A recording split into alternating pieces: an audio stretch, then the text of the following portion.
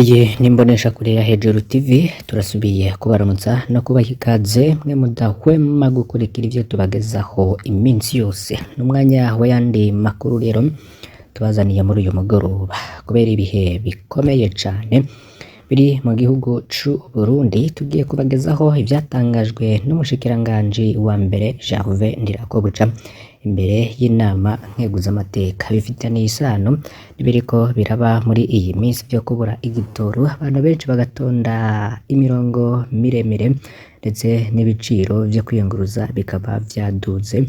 N'uyu munsi rero kw'itariki ya 10 bikaba vyabaye, abantu benshi rero bakavuga ko ari agahomerabunwa. Ngo jewe nzobivuga ngende ntavyo nzokwiremereza, ikibi nuko novuga amakosa mugabo ukuri ndakuzi nzokuvuga nta kindi.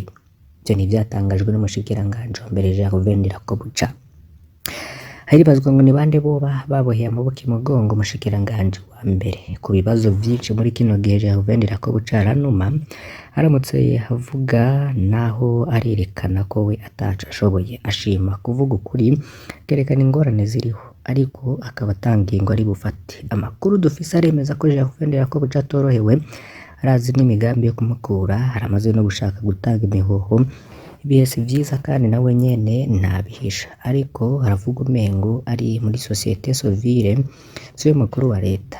Kera rero abantu bari bamuzi nk'umugabo afata ingingo, sivyo tugiye kugarukako. Gusa umushikiranganji wa mbere kw'itariki ya 24 Ndamukiza niho yariko ashikiriza inama nshingamateka na nkeguzamateka icegeranyo c'ivyaranguwe na leta mu kiringo c'amezi 6. Bamubajije ibijanye n'umuti w'ico kibazo, Gervais Ndirakobuca yishuye ko atanyishu azana kubwiwe, ariko inyishu ngo nuko haboneka ivyo igihugu gishora hanze ikaronka amafaranga mvamakungu yo kugura ivyankenerwa. Kwiyunguruza muri iyi minsi mu gisagara ca Bujumbura werekeza mu gihugu hagati vyabaye ndansi, hariho naho itike igeze ku bihumbi 50 vy'amarundi. Ivyo byose tugiye kubigarukako n'amajambo y'umushikiranganji wa mbere kuri iki kibazo co kwiyunguruza, mukaza kuyakurikira muri aya makuru. Mwumvirize rero nuko vyari vyifashe, ibirabana n'ibiciro, ibirabana n'igitoro, ibirabana no kwiyunguruza hagati mu gisagara ca Bujumbura no mu ntara zigiye zitandukanye. Iyi ni imboneshakure ya Hejuru TV, fyonda kuri subscribe canke s'abone niba utari wafyonda ko ibuke no kubisangiza bagenzi bawe kugira badacikwa n'amakuru tubagezaho. Turabahaye kaze. Muri kino gihe haramaze iminsi itari mike hibonekeza ibura ry'igitoro mu Burundi. Abiyunguruza bava mu gisagara ca Bujumbura berekeza mu gihugu hagati ntibariko baroroherwa na gatoya, kubera ibiciro vyabaye umurengera mu kwigwiza na gatatu canke karenga. Nk'akarorero aho twishikira ku gituro c'imiduga benshi bita kuri Kotebo, kuva ku itariki 8 na 10 Ruheshi 2024, kuva aho gushika mu ntara ya Gitega itike yarihwa n'ibihumbi 10 vy'amarundi, ariko vyavuye ku mafaranga ari hagati y'ibihumbi 35 na 50, co kimwe no gushika mu ntara ya Ngozi naho nuko. Kuva Bujumbura gushika muri komine Bukeye ahora ari ibihumbi 5,500 vy'amarundi, ubu ni hagati y'ibihumbi 20 n'ibihumbi 25 vy'amarundi.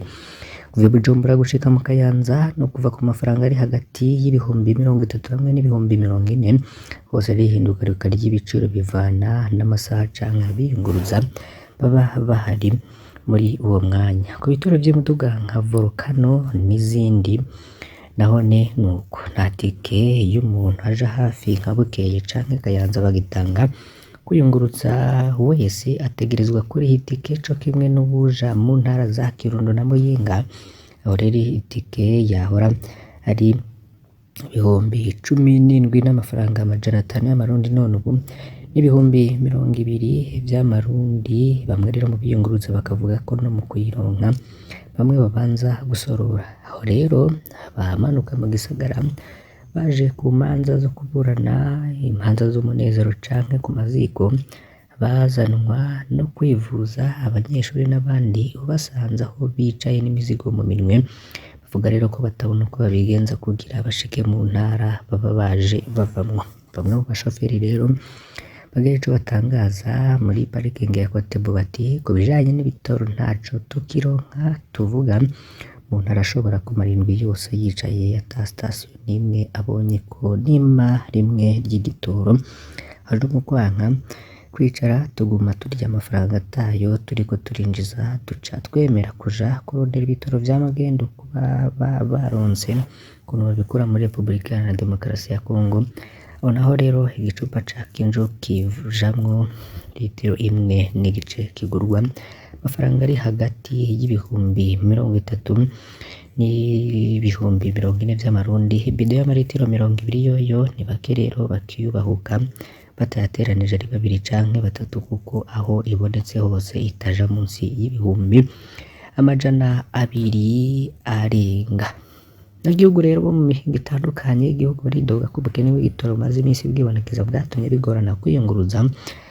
Twabwiye ivy'ibiciro ko bimeze mu gisagara ca Bujumbura. Faustin Ndikumana we ati leta yarananiwe, umukuru w'igihugu akwiye gushiraho iyindi irimwo abahinga bimenyereye. Ivyo rero yabishikirije mu kiganiro ahaye abamenyeshamakuru mu gihe rero yariko ashikiriza ivyakorwa inyuma yaho umushikiranganji wa mbere Gervais Ndirakobuca amenyesheje ari imbere y'inama nshingamateka gushika ubu ataco leta ibona yokora kuri ibi bibazo bimaze iminsi vyibonekeza cane vy'ibitoro, usanga bifise inkomoko kw'ibura ry'amafaranga mvamakungu ari nayo ntandaro y'ibura ry'ibitoro, ikena ry'ibinyobwa vya Braludi, isukari hamwe n'ibindi. Ico gihe Gervais Ndirakobuca akaba yaravuze kandi ko ikibazo biriko biribonekeza uyu munsi ari ingaruka mbi zaturutse ku bihano vyafatiwe Uburundi mu mwaka wa 2015. Faustin Ndikumana rero abona ko kw'isi yose atana hamwe leta yoshobora kuvuga ko yobura inyishu, ahubwo nyabona ko itegerezwa gukora ibishoboka byose kugira ngo itorere umuti ibibazo biba bihanze n'igihugu. Kubwiwe kandi ngo leta iri mu mirwi ibiri, hari umukuru w'igihugu aba afise ivyiyumviro vyiza aba yifuza ko vyorangurirwa Barundi, ariko hakaba hariho n'urwego nshingwabikorwa rwiwe rwa leta canke guverinoma.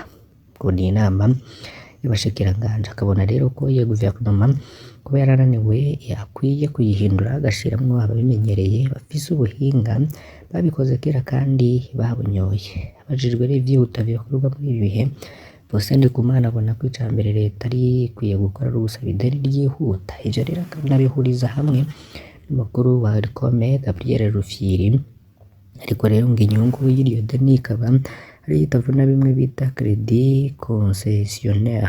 Ikindi ngo leta rero yo kwihutira kongera kwigiranira imigenderanire myiza n'abahora bafasha Burundi, kuko ngo ivyo gushora amavuka nikaba kugira ngo bizotorere umuti ibibazo dufise uyu munsi n'inyishu zizoza haheze igihe kirekire.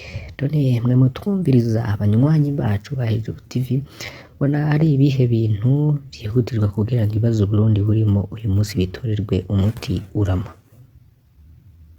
Ni ikibazo gikomeye cane, nta wundi rero ari no kwidogerwa uretse abategetsi bo mu nzego zo hejuru. Benshi rero bakaba banagarutse no ku mushikiranganji Marie Chantal Nijimbere mu gihe mu biciro vyo kwiyunguruza bariko bibaza niba bikiriye birya nyene baheruka gushinga. Twabwiye tubibagezaho rero tubabwira aho ibiciro vyoba bigeze nuko vyoba vyifashe. Numvise ko rero ari ibintu bitoroheye abenegihugu n'abake. Hirya no hino mu bihugu bihana imbibe n'Uburundi igitoro kiraboneka, nubwo abenshi bavuga ko ibiciro vyo kwiyunguruza vyagiye biraduga, ariko ngo igitoro kiraboneka.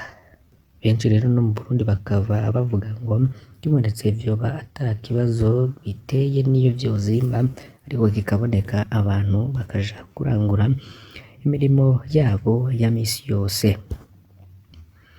Mu bindi rero biriko bivugwa cane, reka tugaruke ku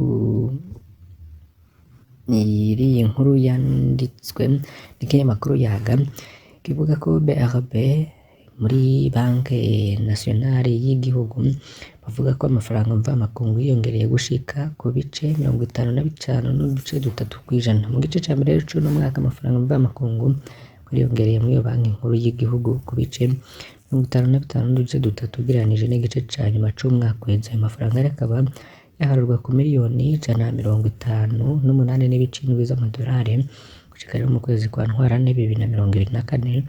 Ngayo rero ngarashobora gutuma hakurwa ibidanazwa hanze mu kiringo c'ukwezi n'indwi zitatu. Ivyo rero vyavuzwe na Edouard Normand Bigendako, umuyobozi wa BRB, mu gihe rero kariho ko hashirwa habona icegeranyo ca politike y'amafaranga igihugu cakoresheje mu gice ca mbere n'ica kabiri c'uno mwaka. Uburamutwa BRB rero kamenyesha kandi ko ayo mafaranga yongeye azosahiriza leta kugira kuriha bukebuke amadeni isanzwe ifise hagati mu gihugu no hanze. Yindi rero yongeye ko nuko Banki Nkuru y'igihugu iriko irakoranisha na Supebu cejwe igitoro kugira ngo ico gisata gitunganywe neza. Naho biruko mu gice ca mbere rero ibikorerwa hanze y'igihugu vyaduze ku bice 24.5% vyaguzwe y'amafaranga y'amarundi miliyoni ibihumbi 731 vyasozwe bikaba vyayongeye ku bice 8.1% gusa. Rero vyinjije amafaranga y'amarundi miliyoni ibihumbi 93 y'amarundi n'ubushobozi bwo kurangura canke taux de couverture bari ku bice 12.7%. Muri rusange rero mu gice ca mbere c'uno mwaka ideni ryo mu gihugu hagati ryagera ku bice 70.5% ugereranije n'ideni ryose leta ifise ku mwaka umwe. Ayo madeni yo hagati rero yiyongera ku bice 6.6%. Hari vyinshi rero bigiye bitandukanye tugiye guhereza ko muri aya makuru. Reka tuje mu kinyamakuru Iris News naco candika inkuru zigiye zitandukanye banditse bagira bati kudaterekera imizimu y'abasokuru n'abasokuruza bawe ngo barataye akaranga nta n'inguvu ngo ushobora kugira. Ivyo bivugwa rero na Ngurube Batazira Rugamba wo mu Gacimbiri Bariza ku mutumba Musimbi muri komine Gisozi intara ya Mwaro. Uwo mugabo rero Ngurube ngo utekerera abazimu utari uwawe ukaba uriko urayoba. Naho ngo mu gihe rero ngo tugeze mu kuzo muzimu baca bavuga ko imizimu ari mibi, ari ibishetani, ari ibintu bibi, ari vyo kuvuma, ari ivyo kuvuga nabi. Mugabo ngo bagashima uwuvuga neza. Imizimu y'abazungu ngo nka Mikaeli Mweranda ngo dusabire Benedicto Mweranda dusabire.